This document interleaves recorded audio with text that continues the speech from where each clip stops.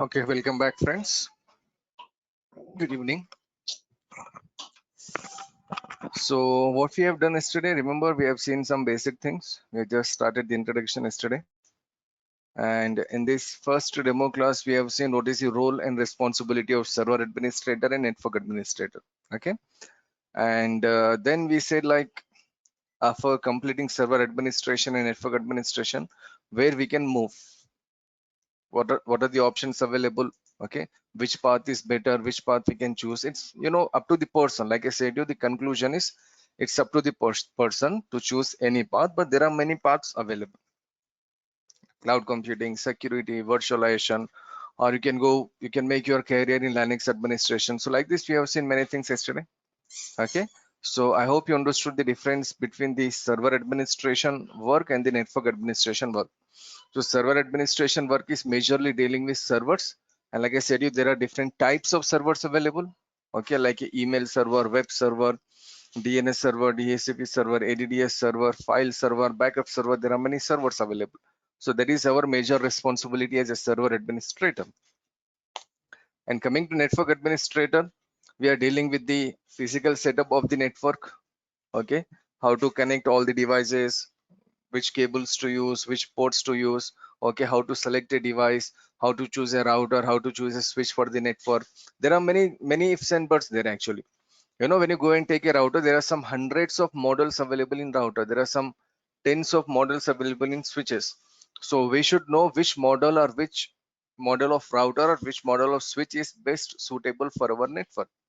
So for that, we should again learn the course, that is CCNA. So then only we'll be in a position to know, like, okay, this router is better in this scenario and that router is better in that scenario.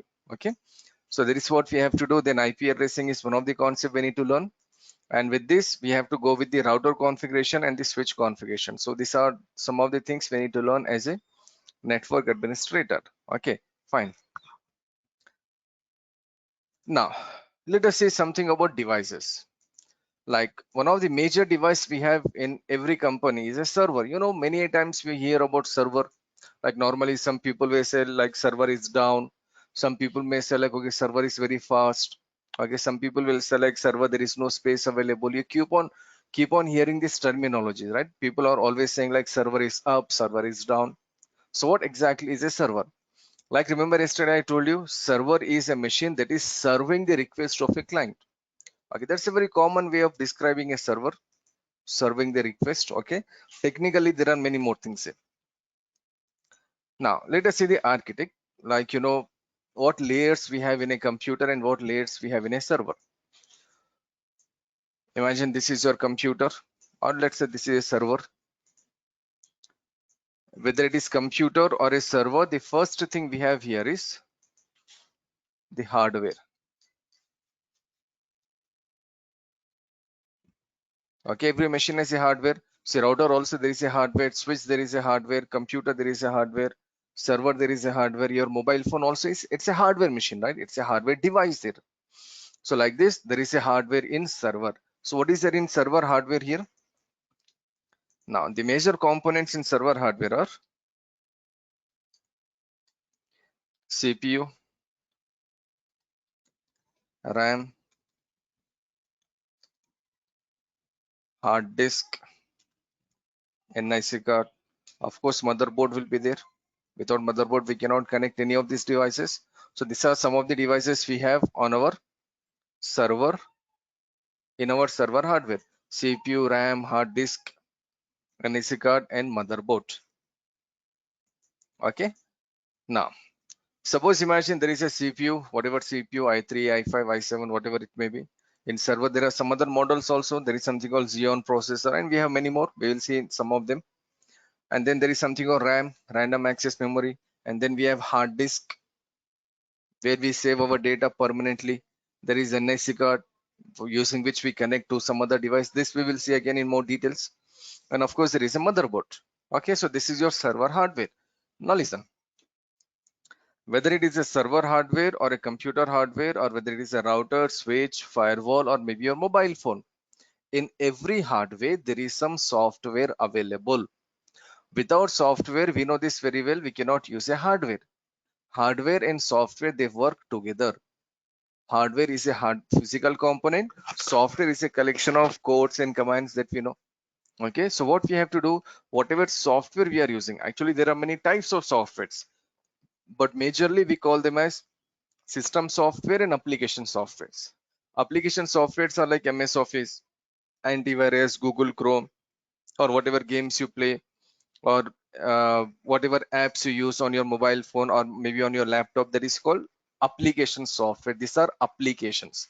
Can we use a computer without application?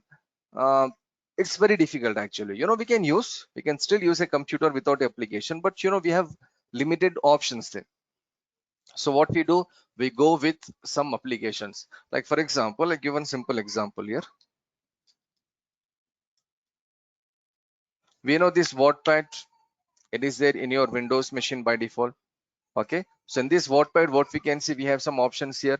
There is a home option, there is a view option. See, in view, how many options we have? Very limited. In home, we have again very limited options here. This is the default option available in your Windows operating system, Windows 7, 8, and whatever. But if you go with, like, suppose WinWord, there is your MS Word. See how many options we have. Home, inside home we have many more options. Insert, page layout, reference, mailings, reviews, view. So we have many more options here. So this is what application is all about. So in application we have many more options available. So without this application I can still use my computer, but I have very limited options here. So hardly we see any computer without applications. Like, when was the last time you were using this Internet Explorer? Once you install Windows, this Internet Explorer will come by default there, right? Internet Explorer is already available in Windows operating system. Okay, maybe in the coming version they are planning to remove it. That's a different case, but it is there. Now,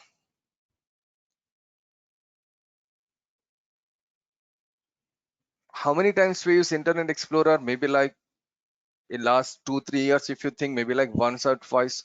And we use Internet Explorer only to download Google Chrome. So Google Chrome is the one we are using regularly, or Firefox is the one we are using regularly. So these are, application. These are third party applications from some other company. Okay, so fine. This is your hardware here. And on top of the hardware, before we install any application here, friends, what we have to install? We have to install some software, and that software is your operating system. What is the software known as? Operating system is a particular software. Okay, so on top of the hardware we have operating system.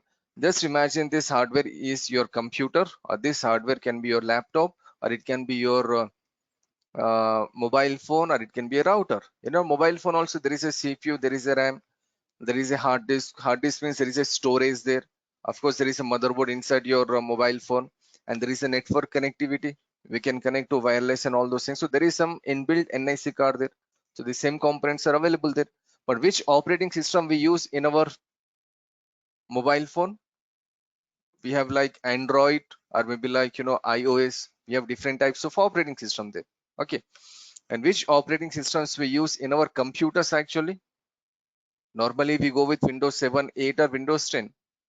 But talking about operating system here, there are two major types of operating systems we have. One operating system is called, let me just draw here. One operating system is called server operating system, and the other operating system is called client operating system. There's a difference, friends. Server operating system and client operating system. The operating system that we are using right now on our computers and laptops is your client operating system. What is the example of client operating system? Let us see. I'll just write things in much better way here. So this is your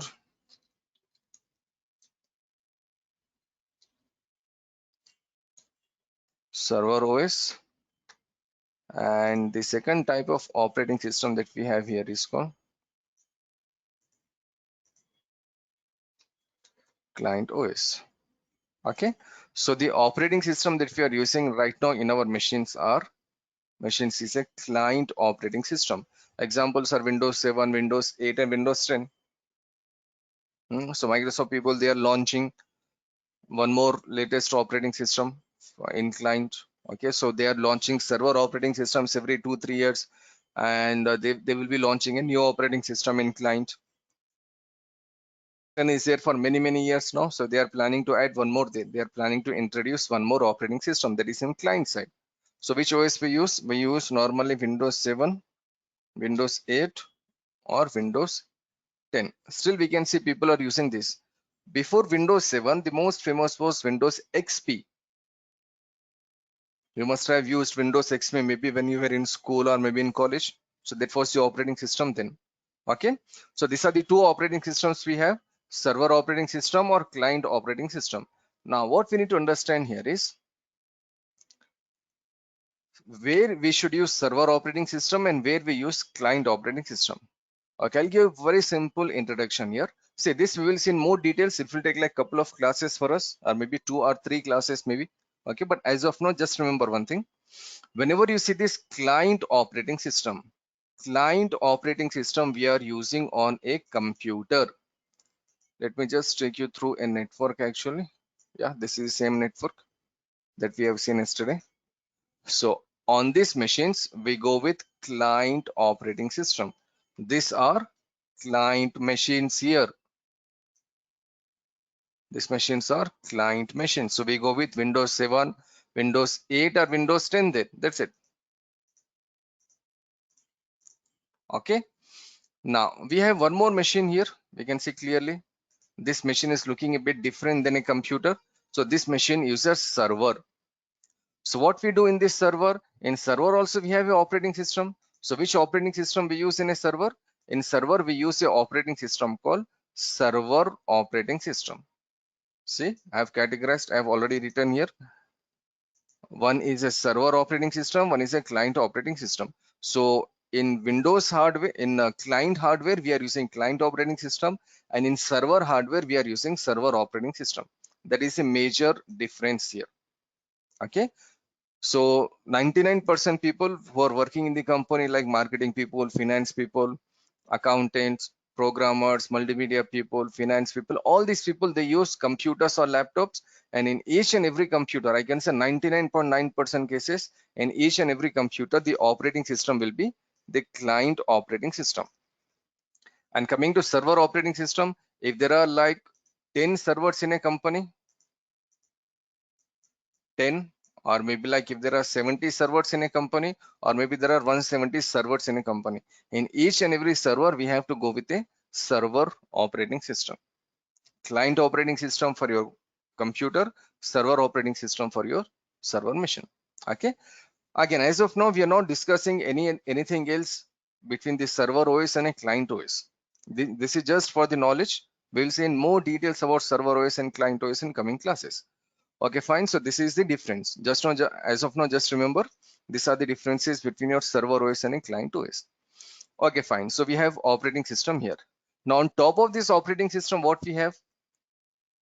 On top of this operating system, we need to install some applications. Now, there are certain applications that we install only in computers, and there are certain applications that we install only in servers. So in servers, we can install applications as well as there is something called services. There are two terminologies here. In server, we can install a application like, MS Office is application. So we can install application in a server as well as in a computer.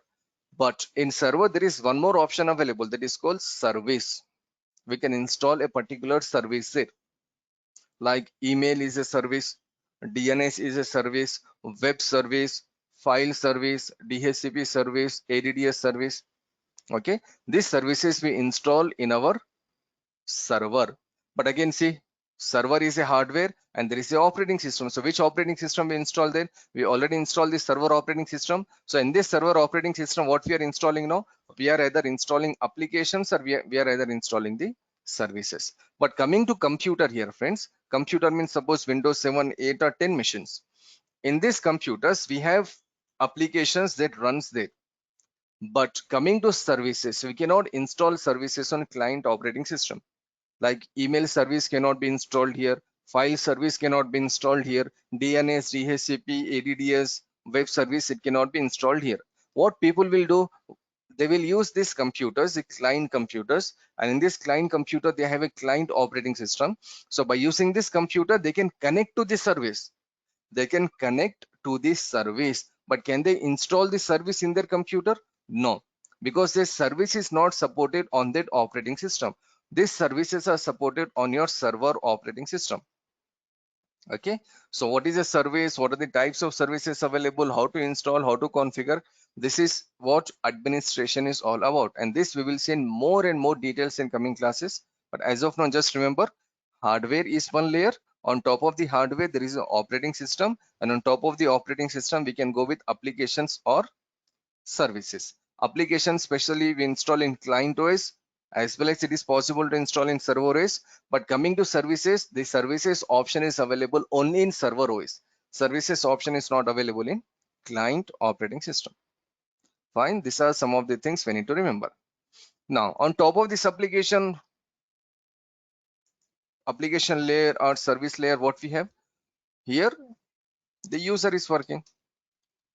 Normally we call him as user, or we can call him an administrator, or whatever name you are calling him. By whatever name you are calling him, that user is working here. So what user will do now, user will interact with the application or a service.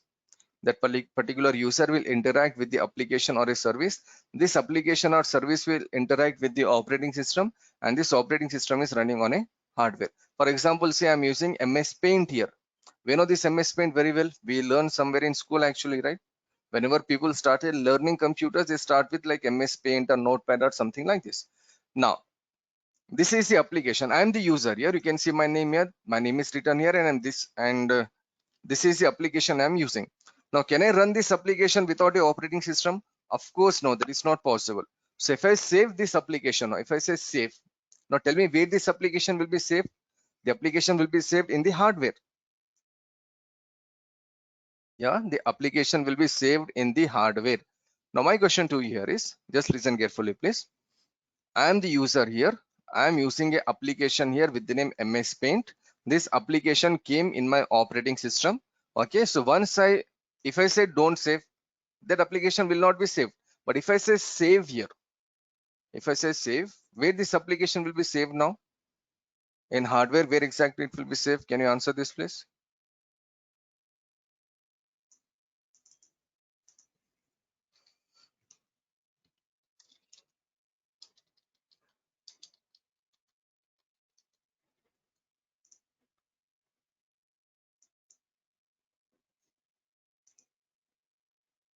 Yeah, anyone?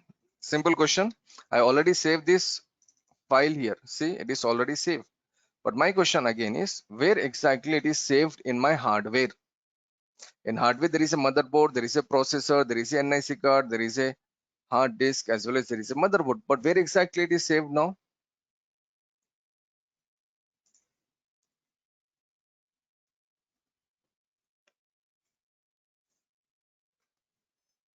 Is it such a difficult question, guys? I hope you can hear me there.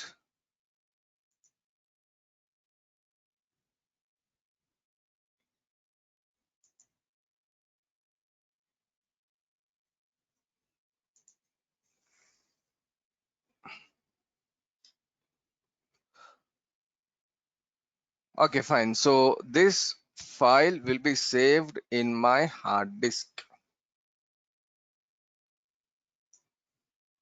because I saved the file permanently, so it will be saved in the hard disk. One more thing here, friends. Whenever we are learning any topic, we'll be like discussing many question answers there. So feel free to answer the question, because when you go to interview, we have to face interview. In interview, they will ask you questions. So we are not only learning administration here. Remember, I told you we are preparing ourselves for jobs. We are preparing ourselves for interviews. So if you can answer something here, you can answer. If you can answer like 50 questions here, at least you can answer 30 questions in interview. That is more than enough. Instead of answering 5 to 7 questions, you can answer here. It is a practice session for us. Okay, so be alert here, please. Okay, fine. So these are the 4 basic layers we have: hardware, operating system, application, and user. So again, I'll repeat: user will interact with the application or service. Application or service will interact with the operating system, and operating system will save or copy whatever user will do in the hardware. Okay, so it will be copied in the hard disk. Okay, now when you take a computer, or when you take a, yeah, suppose let us go with a computer or a laptop. Can you please tell me what is the best configuration for a computer or a laptop as of now for your personal use or maybe in a company? What components will you see before you purchase a computer or a laptop? How you can select, okay, this computer is better than so and so computer? What will you see there? What features will you see? What hardware configuration will you see there? At least can you tell me 3 things that you say like, okay, you should see these 3 things in a computer or a laptop, then we can select, okay, this laptop is better than the other laptops. Because in a company, we are the people who should make the quotation. We are the people who should decide like which computer or what configuration we have to take in our company. Okay, so my question here is how you can say, or how you decide like how much hardware is enough in a computer.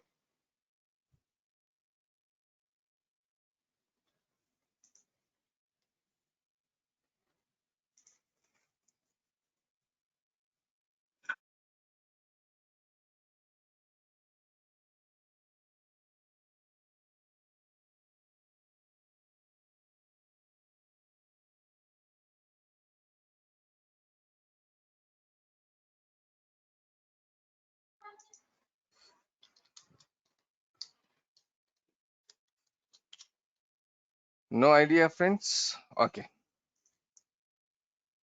Okay, at least can you tell me what is the hardware configuration you have in your computer as a computer or a laptop that you're using?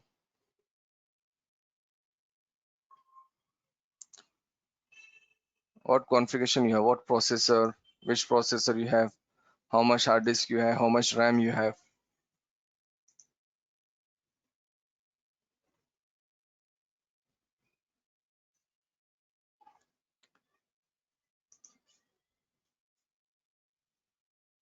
Okay, fine. I'll show you my hardware configuration here actually. So let us see my hardware configuration.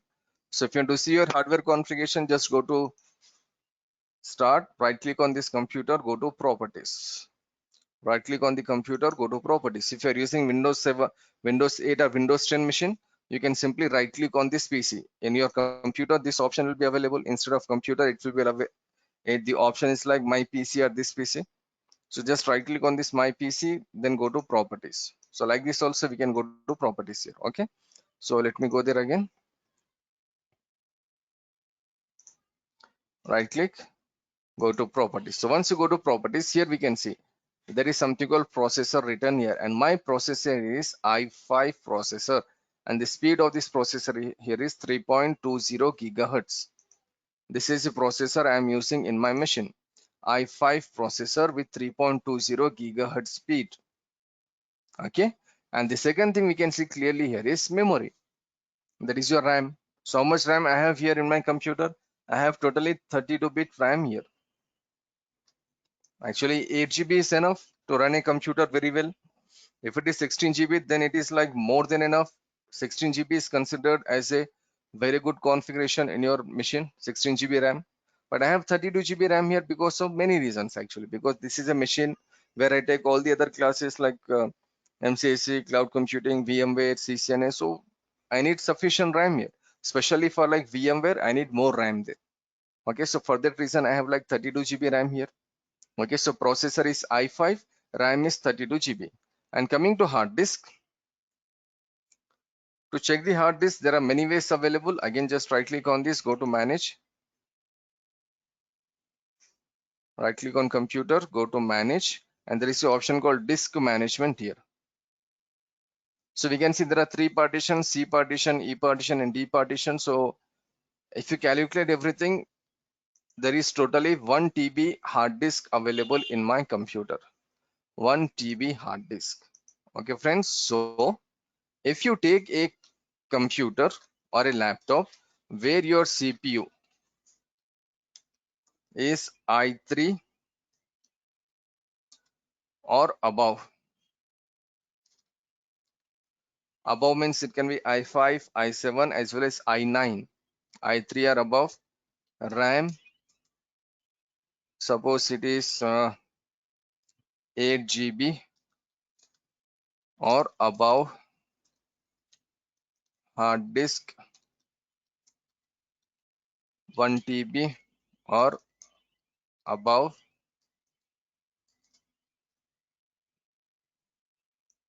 there is one more thing here called NIC card, one NIC card with like 1000 MB speed. So if your machine is having this configuration, any processor above i3 or above, 8 GB RAM or above, hard disk 1 TB or above, and NIC card, one physical NIC card and with a speed of 1000 MB. So if you have this configuration, that means this machine is considered as a very good machine. The hardware is a very good hardware here. Okay, coming to CPU, if you go with like i5 CPU, that is much better. Instead of 8 GB RAM, if you go with like 16 GB RAM, that is much better. Hard disk 1 TB or more than 1 TB is much better. Okay, one NIC card. So this machine is considered as a machine with very good configuration or good configuration. If not very good, it is a good configuration. If you take 4 GB or less than 4 GB RAM, then it is not useful, because nowadays we are getting minimum 4 GB, 8 GB RAM in our laptops, in our mobile phones. So just imagine how much difference we have in a mobile phone and a computer. So your computer should not have less than 8 GB RAM. Okay, so these are the things we need to consider. Now, whatever we are discussing here, we are mixing everything, right? We are sometimes you're talking about computer, sometimes you're talking about server. So the thing here is, this server has a user, the services, the operating system, and the application and the hardware. Sorry, the computer has a hardware, the operating system, the application, as well as a user there. Both the machines have the same layers. So right now we are discussing about the hardware. So whatever hardware I have written here, this hardware is considered as a good hardware for a computer or for a laptop. But coming to server here, friends, how we decide how much hardware is needed in our server? It depends on the services that we are running actually. Okay, so when we see the services, then we can select, okay, this service is using more CPU, this service is using more hard disk, this service is using more RAM. So on that basis, we can decide which one is better for our server. But let us just go and analyze like how much hardware can be there on a server. Okay, so this is your server hardware now, friends. So in this server hardware, we again have CPU here. CPU will be there in a computer as well as in a laptop, as well as in your mobile phone, as well as in your server. So if you take 2 or above, I'm not saying i3, i5, i7 here, I'm saying 2 or above. What it means? It means when you go to a computer, when you take a computer or a server, actually, see, this is your computer motherboard. I hope you have seen this motherboard anytime before. I'll just show you. So this is a computer motherboard. It looks like this inside. Laptop motherboard will be something like this, but the components will be like very compact there. It will be like closely assembled there. Okay, so this is a motherboard of a desktop, and this motherboard has a CPU. This is your CPU actually. This is the CPU slot. This CPU can be like i3 or i5 or i7, or it can be i9 also. That is also available now. It can be any processor. But what I'm saying here is, how many CPU sockets are available there? If you see clearly, there is only one CPU socket. Socket means the place where we keep our CPU. So there is only one processor available there. It can be i3, it can be i7, it can be i9, or it can be i5, whatever. So there is only one CPU. Okay. I'll just try to show some other motherboard here. Let us see the difference. Now this is one more motherboard here. Now in this motherboard, see, we can see the differences clearly here. This is one socket here. This is socket number 2. This is socket number 3. And this is socket number 4. So totally we have how many CPU sockets here? We have totally 4 CPU sockets. So this motherboard is actually your server motherboard. The motherboard that Sir, I what showed is you the before. exactly socket, sir? Socket means it is a place where we connect our CPU. Like we can say port or socket. Okay. Socket. Have you seen the CPU before? How it Uh, looks? no, Okay. sir. Nah. Okay. This one. Outside This one. look, I have seen, but inside I didn't see. This is a processor actually. Can you see here? Whenever someone is saying i3 processor, i5 processor, we are talking about this processor. Actually, normally people call this box as a CPU, right? But that is not CPU. That is called cabinet. Okay. This is called CPU. CPU is the brain of a computer. It is the most important part. See, this person is removing or adding some CPU. Here also we can see clearly. Okay, this person is adding or removing the CPU. Can you see it backside? It is a socket, and this square color, white color, what you see here, it is your processor, i3, i5, i7, whatever. So wherever you connect that particular CPU, that place is called socket. Got it? So once you open your computer or a laptop, you have this. See here also it shows you Got it. clearly. Got it, right? Yeah. This is a much better photo here. So here like this, we need to put our socket, put our CPU.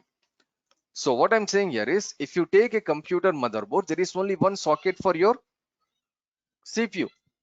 That is more than enough, because whatever applications, whatever operating systems we are running on our computer, one processor is more than enough to run all these applications and all these softwares. But server is a special machine. Server, we are running some services. So services can be like many services, and services can consume lot of memory. Services can consume lot of hard disk. Services can consume lot of processing there. So in a server motherboard, if you take a server motherboard with like 2 or more than 2 sockets, that is considered as a good motherboard. See, there are many servers where there is only one CPU. That is also possible. But here there are 4 CPUs. So this is a much better server motherboard. The performance of the server will be better than any other normal server with one CPU. Okay. So like this is one difference. Now coming to the computer motherboard, this is one RAM slot here, and this is one RAM slot. RAM slot means the place where we put our memory, the RAM, random access memory. So there are only 2 RAM slots. Okay, we have 2 more here actually. See, 1 and 1. So there are totally 4 RAM slots. But you know, normally in many cases we are getting only 2 RAM slots nowadays. If you take like some special computer with more configuration, higher hardware configuration, then we can get like 4 RAM slots. But I have not seen any computer in last 5-7 years actually where there are more than 4 RAM slots. Actually, the computer that I'm using as of now for this class, here also there are totally 4 RAM slots available. But I have not seen any computer in last 7-8 years, especially with more than 4 RAM slots. When I started my computer hardware way back in 2006-2007, there I have seen some motherboards with more than 4 RAM slots, but now it's not available. But if you go back to this server motherboard here, friends, see how many RAM slots we have. 1, 2, 3, 4, 5, 6. We have 6 here. 6 is 12 and 24. 24 RAM slots we have, and in between again we have how many? 1, 2, 3, 4, 5, 6, 12, 12, 20. That means totally we have 48 RAM slots here in this motherboard. This is a server motherboard. There are totally 48 RAM slots. If you get 2 RAM slots in a laptop motherboard, that means it is a good laptop. It is a good laptop with good configuration. Okay, in a desktop, if you are getting only 4 RAM slots, again it is considered as a very good motherboard. But in a server, how many we have here? We have totally 48 RAM slots, and in every RAM slot, what we do, we connect a RAM there. Okay, I'll just show you RAM also if you have not seen this RAM before. The RAM will be something like this. See, the RAM is already connected here. You can see clearly. Okay, this is a much better picture. Okay, I'll just try to take some easy picture from Google.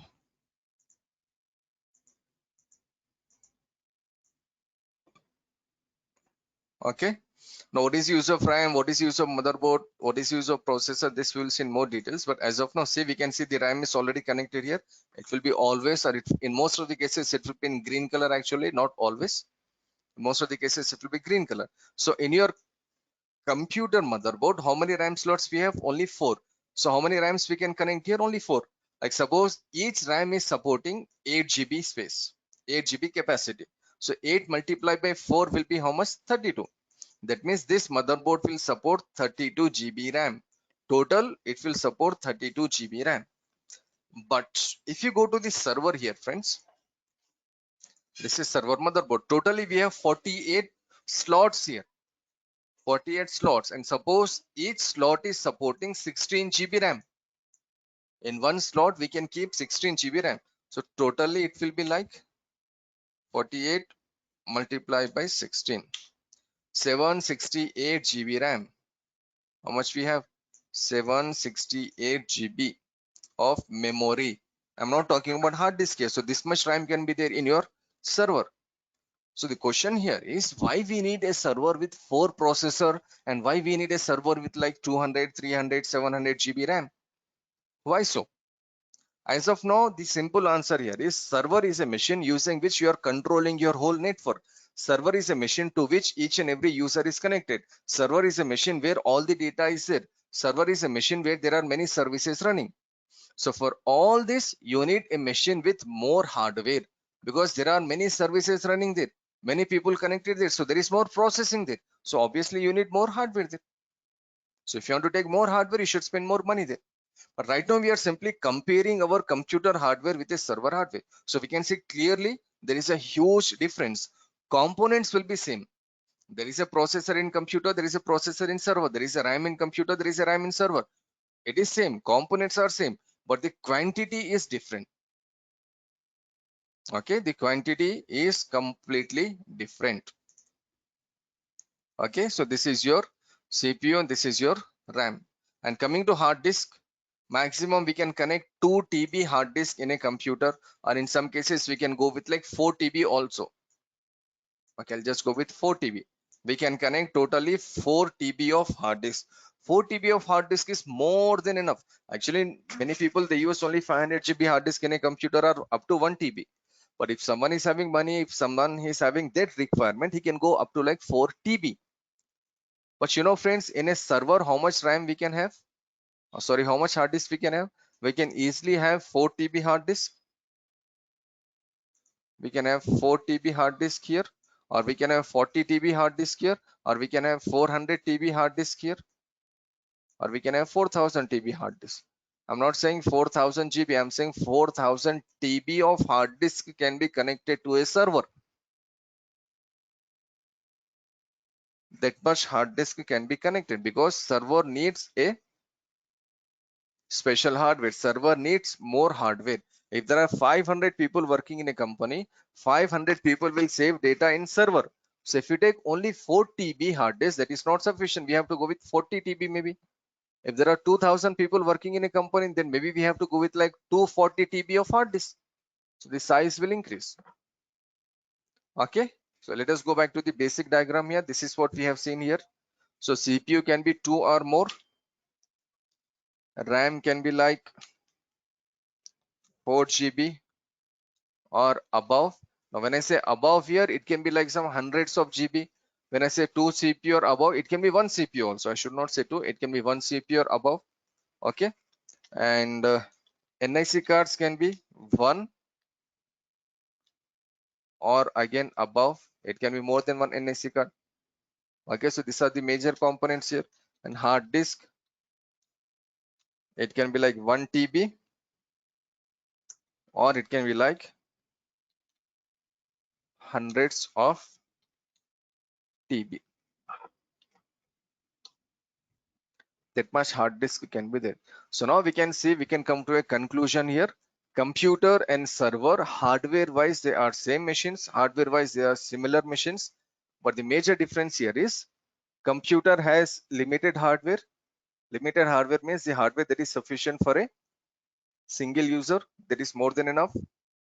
Okay, but in server we have the hardware, the same hardware like a computer, the same components, but in server there is more hardware, because server is not designed for a single computer. Server is designed for a much bigger reason. Server is designed for whole network, so all the people are connected, all the people are saving data there. So server has bigger hardware than computer.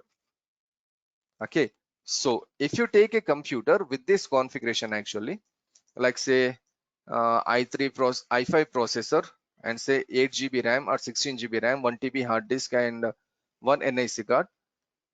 If you take this laptop or a computer, then you can get this laptop or a computer in like suppose $1,000. This laptop with 16 GB RAM, i5 processor will come in $1,000.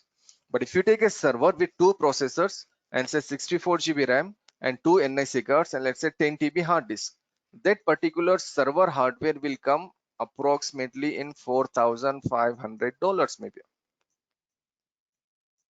There is a huge difference. $1,000 and $4,000. $4,000 is how much? $4,500. It is nearly 4 lakh Indian rupees. That is some money, right? 4 lakh Indian rupees on one machine for a single machine. So maybe there are some servers. If you take like high configuration servers, maybe we need to spend like $14,500. That is again huge money. So like this, we have many servers in a company. So this is your server hardware and computer hardware. Components are same. The names are same actually. Components are not same. Means I cannot take a RAM from a computer. I cannot put the RAM in this server. That is not possible. That is not designed to run here.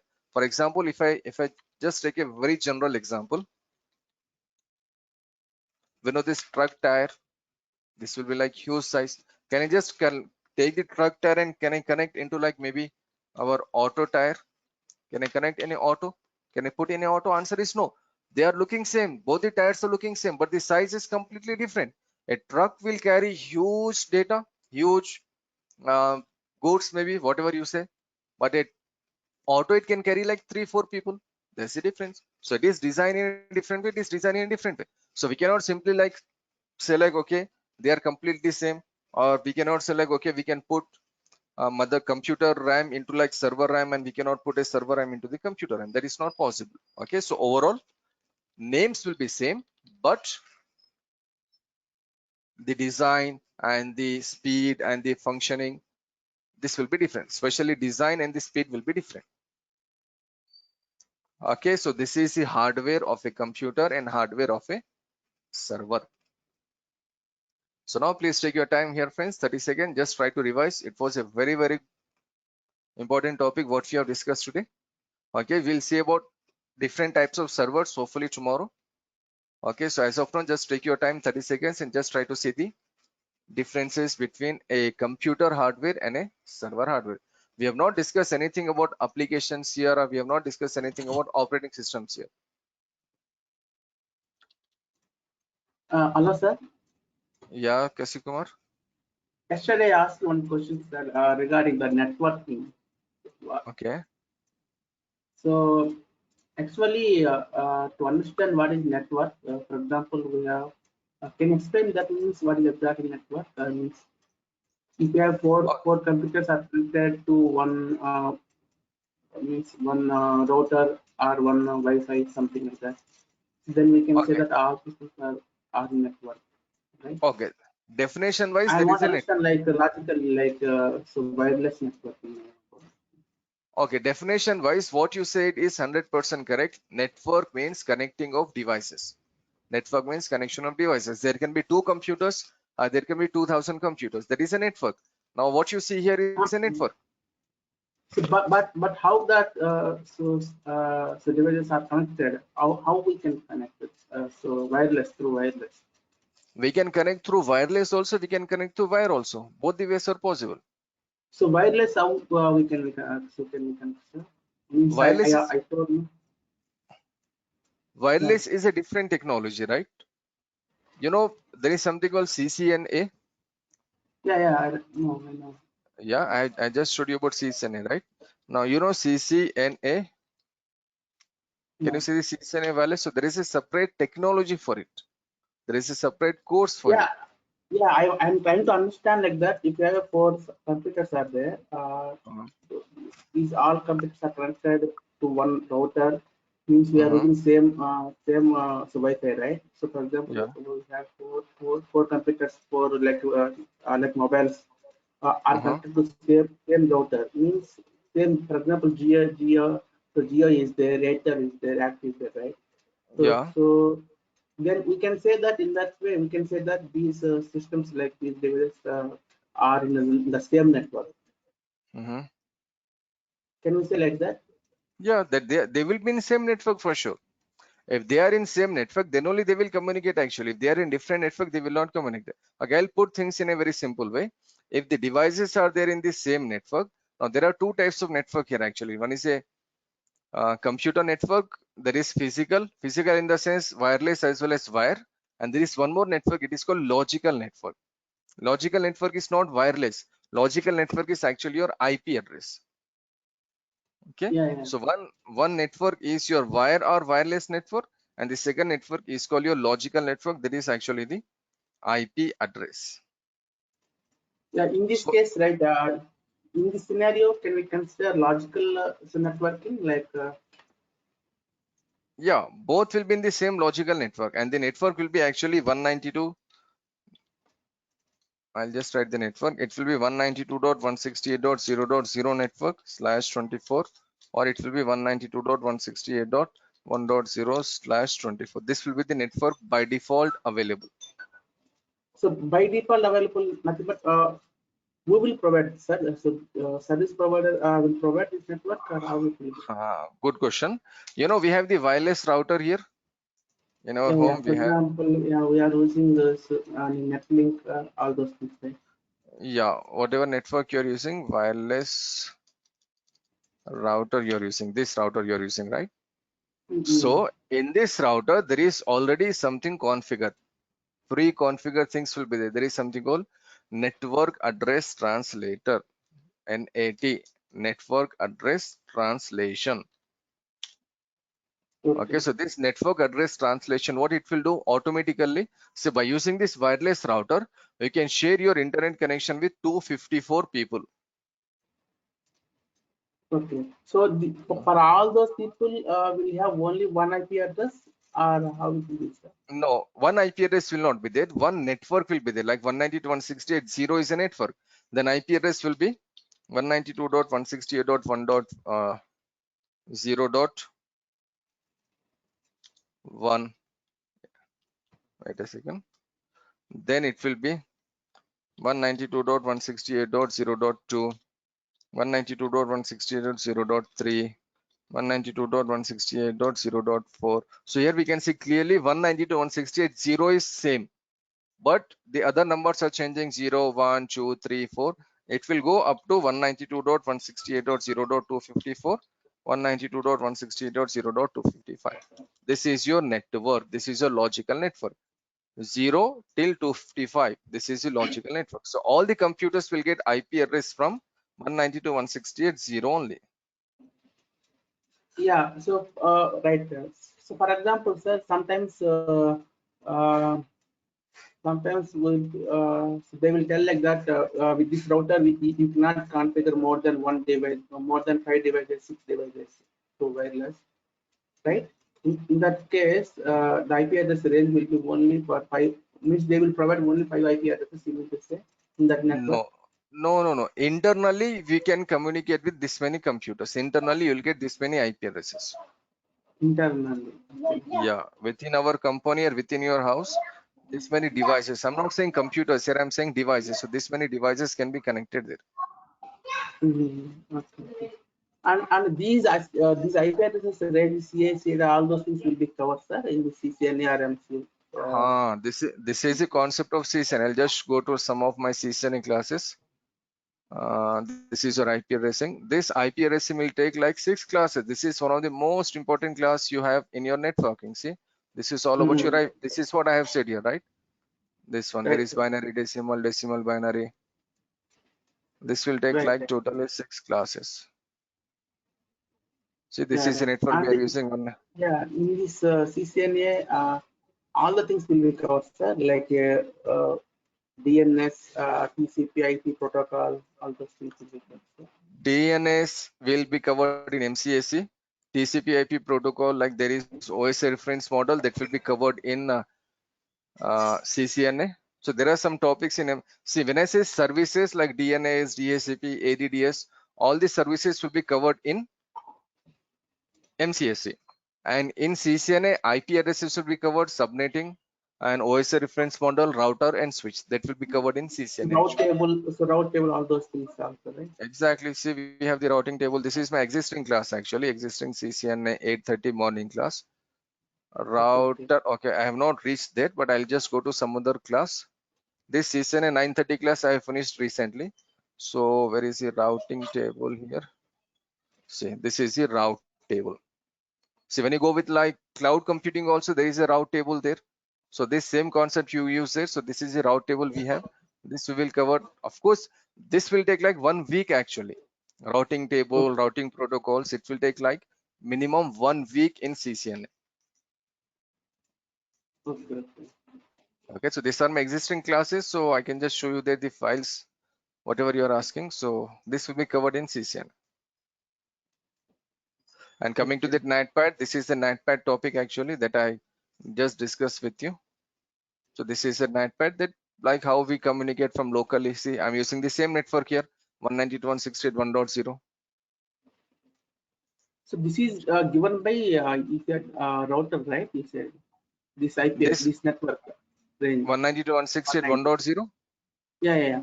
Yeah, it will be shared automatically by the router.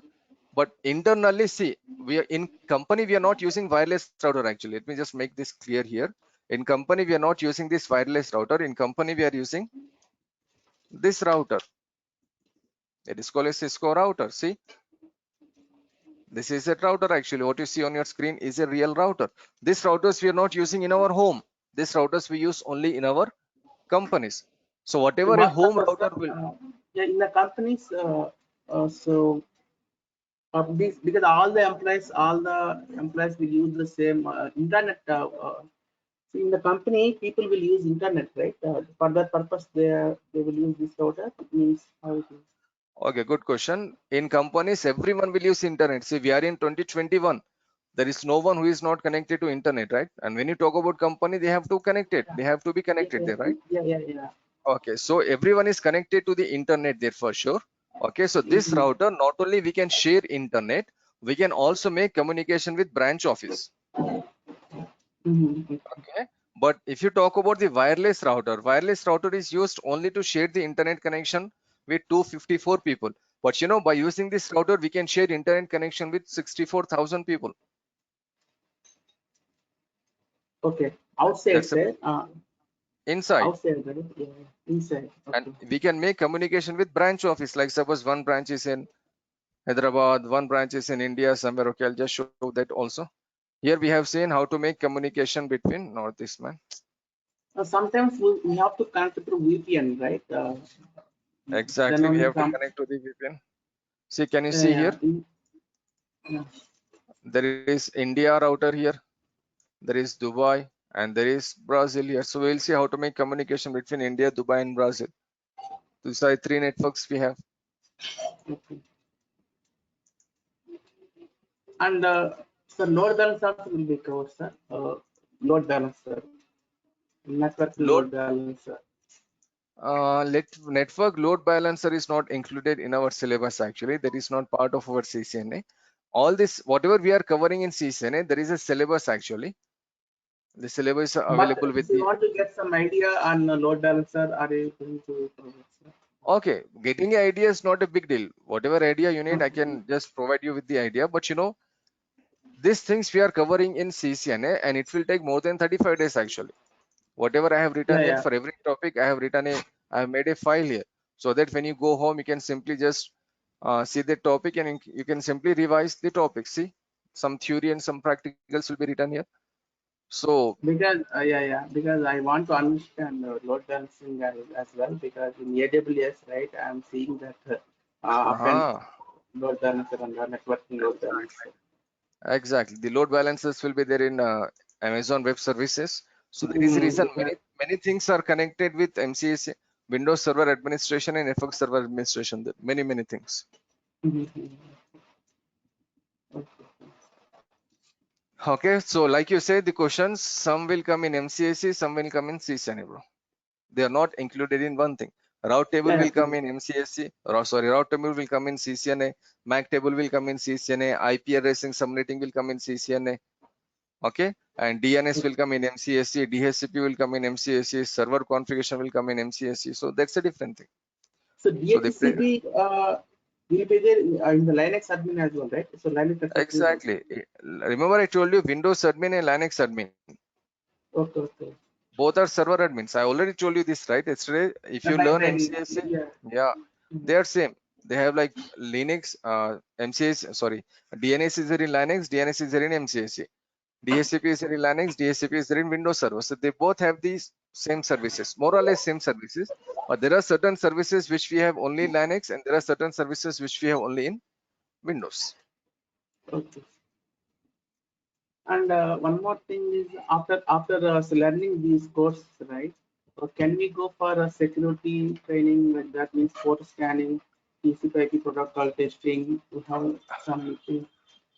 Excellent. After learning these courses, you can go with any of the other courses like security. In security, like firewall security and cyber security, you can go with data Generally, centers.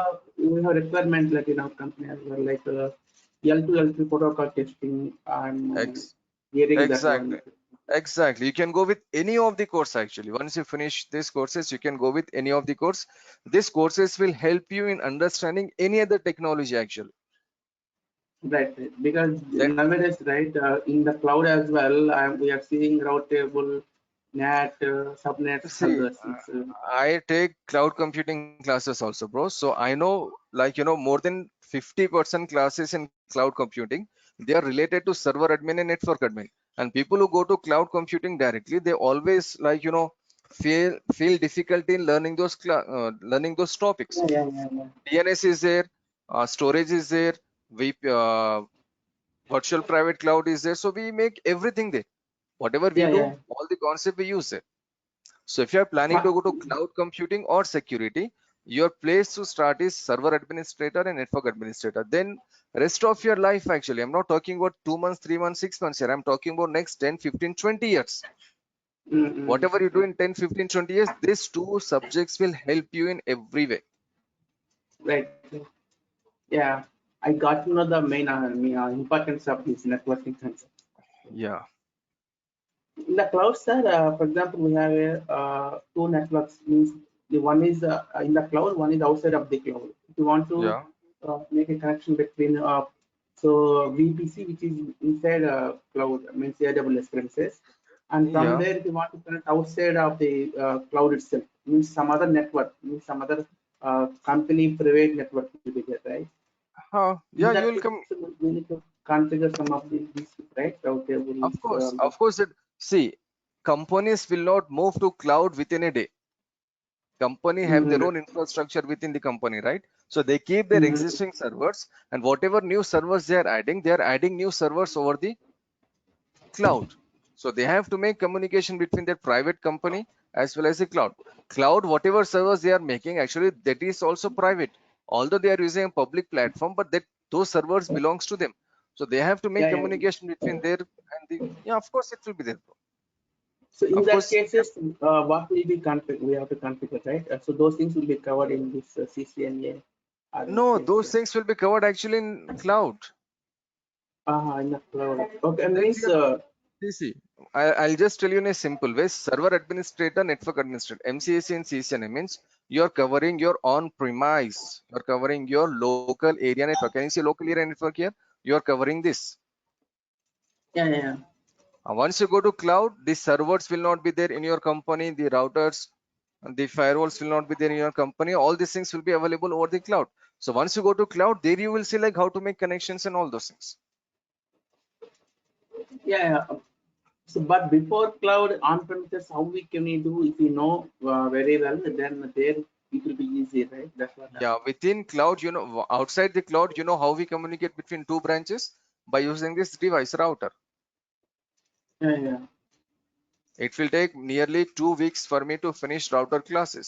So by using router, you can make communication between two Yeah. If you branches. understand all these concepts in the cloud, also how exactly they are doing in the cloud, we can Exactly. understand. Right? I have So said this AWS is also one kind of data center, right? How by using these technologies like these things only they would have means so yes, yeah, created Kasiko. their own data center. I'm saying this for many years actually. I'm not saying this only today I'm not discussing only today this with you. I'm saying this for many years. 2017, 18 cloud computing started becoming a bit more famous. Okay, so from there, before that actually I'm saying like, okay, to go with cloud or any other technology, Windows Server Administration and CCN is mandatory. I'm saying this for many, many years now. So if you think in that way, that will be great for you. Yeah. Because from Java application we have to connect it to different services which are there in the cloud. Sometimes we will get connectivity issues. We don't know where we will be failing. Yeah. Sometimes But we'll say we don't have to worry. configure Don't route worry. Once simplicity, route table, and all those things. uh, They will say. route table, NAT table, there are many We have tables to there. wait for So them, the network admins, to fix that. And if you know very well, right, we can fix see, their issue actually, for us. a company should not accept a person only on cloud without the knowledge of network. If the company is a very smart, if the people are very smart in that company, they should not accept a person only on cloud computing without the knowledge of server admin and network admin. Actually, companies will take people on cloud computing who have knowledge of working experience or maybe at least the knowledge, the courses they should have done.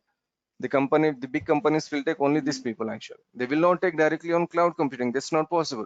See, within a day, you cannot become Sachin Tendulkar, right? You should start playing from different levels. You cannot just sit in home. You cannot dream like I'll become Virat Kohli or Sachin Tendulkar. That is not possible. Right. Okay, so whatever questions you have, hopefully we'll see some more details about server tomorrow in our class. Okay. So though then again we can have some more discussion because as of now I need to go to just some other class now. Okay, so again it's great like you're asking questions. That will be like the classes will be more interesting. If people are asking questions, the classes will be more interesting. Okay. Right. So as of now, this was the session here for today, and tomorrow we'll just continue with this session. We'll just continue with servers and the motherboards and some other parts of the machine. Sir, can you have your contact number?